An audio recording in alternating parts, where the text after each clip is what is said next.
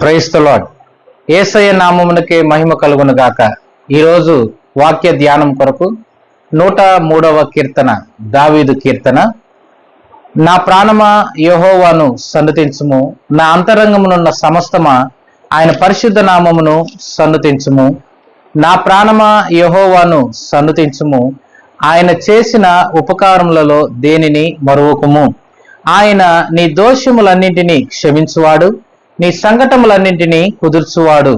సమాధిలో నుండి నీ ప్రాణమును విమోచించుచున్నాడు, కరుణ కటాక్షములను నీకు కిరీటముగా ఉంచుచున్నాడు.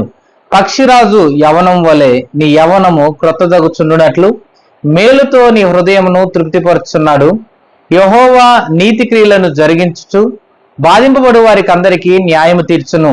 ఆయన మోషేకు తన మార్గములను తెలియజేసెను, ఇశ్రాయేలు వంశస్థులకు తన క్రియలను కనపరచెను. యెహోవా దయా దాక్షిణ్య పూర్ణుడు, దీర్ఘశాంతుడు, కృపా సమృద్ధి గలవాడు. ఆయన ఎల్లప్పుడూ వ్యాజ్యమాడువాడు కాడు, ఆయన నిత్యము కోపించువాడు కాడు. మన పాపములను బట్టి మనకు ప్రతీకారం చేయలేదు, మన దోషములను బట్టి మనకు ప్రతిఫలము ఇయ్యలేదు. భూమి కంటే ఆకాశము ఎంత ఉన్నతముగా ఉన్నదో ఆయన యందు భయభక్తులు గలవారి ఎడల ఆయన కృప అంత అధికముగా ఉన్నది. పడమటికి తూర్పు ఎంత దూరమో ఆయన మన అతిక్రమములను మనకు అంత దూరపరిచి ఉన్నాడు. తండ్రి తన కుమారుల ఎడల జాలిపడినట్లు యెహోవా తన యందు భయభక్తులు గలవారి ఎడల జాలిపడును. మనము నిర్మింపబడిన రీతి ఆయనకు తెలిసే ఉన్నది.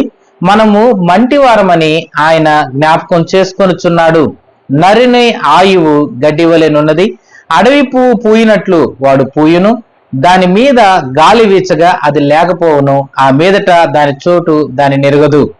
ఆయన నిబంధన గైకొనుచు ఆయన కట్టడలను అనుసరించి నడుచుకుని వారి మీద, యెహోవా యందు భయభక్తులు గల వారి మీద ఆయన కృప యుగయుగములు నిలుచును.